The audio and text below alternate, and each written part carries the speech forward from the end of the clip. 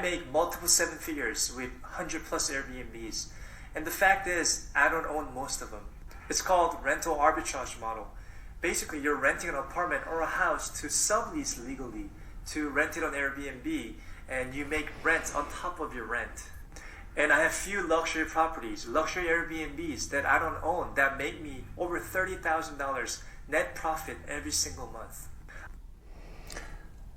Okay, this is not a new idea. This has been around pretty much since Airbnb came out. And the idea is you find somebody who's renting a property to a long-term tenant, maybe 12 months at a time, and you convince them that this is better off as an Airbnb and you will manage it for them. And if, let's say, they're getting $1,000 a month from a long-term tenant, that they can get, have $3,000 or $4,000 a month if we convert the long-term property into a short-term Airbnb rental. Then you collect the $4,000, you pay the Airbnb fees, you pay the property owner $1,500, and then you take the balance. That's your profit for managing this. Sounds good on paper.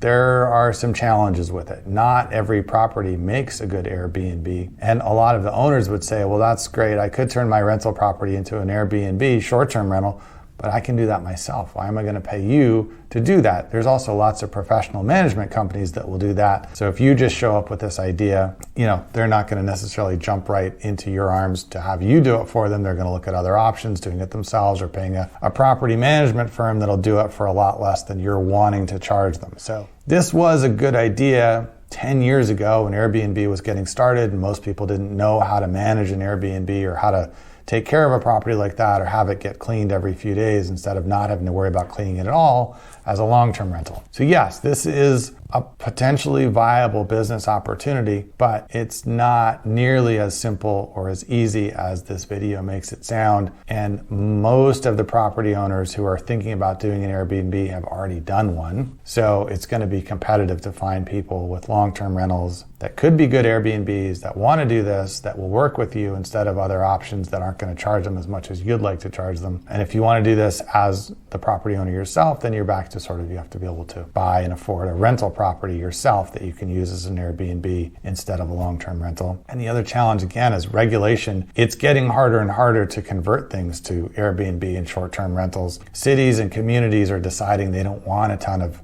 short-term rentals in their area because those come with a lot more problems, more foot traffic, more parties, more noise, etc. And the units get a lot more wear and tear than they would with a long-term rental. So it's a great business model, but like so many of the ones that you see online, it was great when the person who's talking about did it 5-10 years ago, just like with a lot of e-com business ideas. Oh, start an Amazon store. That was a great idea 8 years ago. It's a lot harder now. So they're talking about things they've done in the past that would be much harder for you to replicate today. Yes, they are probably making, hopefully, unless they're just straight up scammy, making the money they're talking about making, but that's not to say that anyone can jump in and do it as easily as they did because times have changed. And now it's easier to sell a course about doing it than it is to actually do it. Usually when all the courses come out, that's a sign that the opportunity is basically finished, the window is closed, and all the people who've already done it are now wanting to tell people how they did it, how you could do it in theory, but it's no longer really possible to do the way they did it. It's just not the same opportunity. If you don't have a cleaning service yet, what are you doing? Today I secured a count for 1 bedroom, 1 bathroom, $275. And I also secured a 4-4 at $700 and they added on. And the best part is I'm not even going to be cleaning these houses because I have a whole team that does that for me. And I still make a large profit because I pay them by hour. Okay.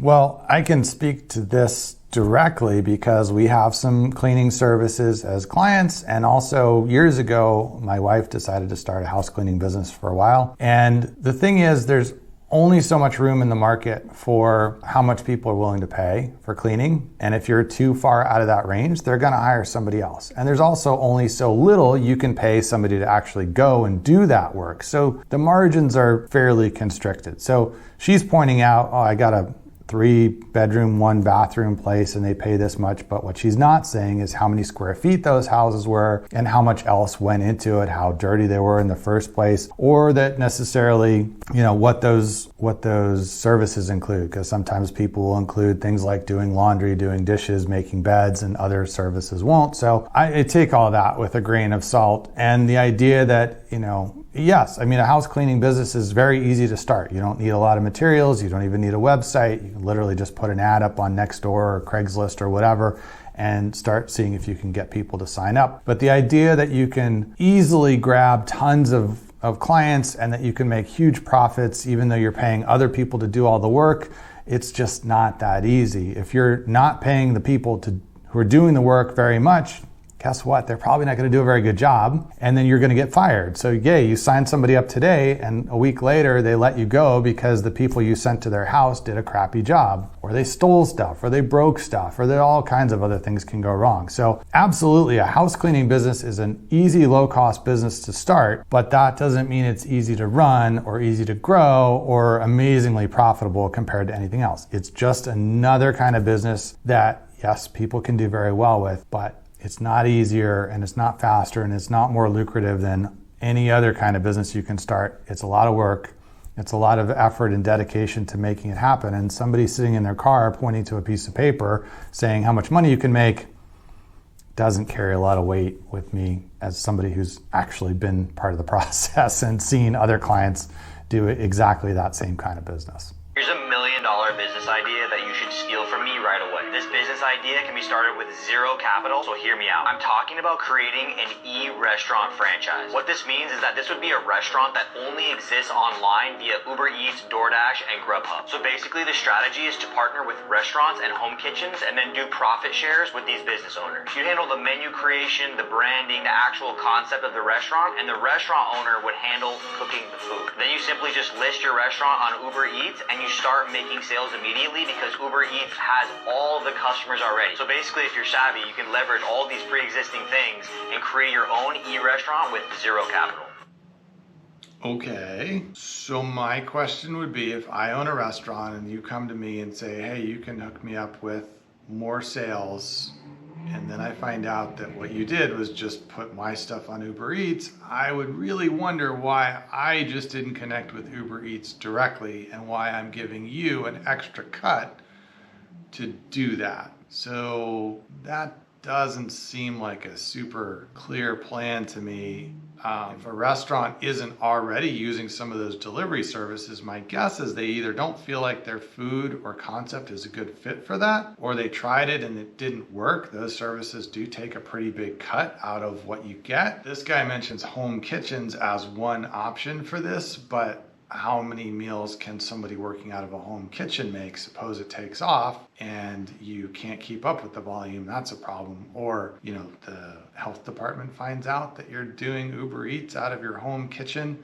I'm not sure Uber Eats is allowed to, or DoorDash is allowed to pick up from somebody's home and send it to someone else's home. So this just sounds problematic to me and probably not the way that I would spend my time trying to open a restaurant or a virtual restaurant. What is the best business to get into to get wealthy? I think the best business is one that you wouldn't expect. For instance, like storage units. Something that you have to keep renewing every single month that's not glamorous, that looks maybe boring. Okay, yes. If you're looking to get wealthy, really you can get wealthy doing almost anything if you do enough of it for long enough. The theme of this question is, what's the best business to get wealthy with? And what he's trying to get to is there a get-rich-quick business or is there a way around that? And her answer is, boring businesses can actually do really well for you and avoid the glamorous businesses like online content or affiliate marketing or drop shipping businesses. Those may not really get you there, whereas boring businesses will. I think the real answer is you can do it with any business, but you have to do enough of it long enough, well enough. And whatever your passion is, if your passion is antiques, you can get wealthy with an antique business. You just have to grow it to many locations and do a lot of volume and do it for a long time and you can get wealthy, or whatever business you have a passion for. The bottom line is just don't expect to get wealthy quick. You can get wealthy slowly doing anything, but you're unlikely to get wealthy quickly doing almost anything.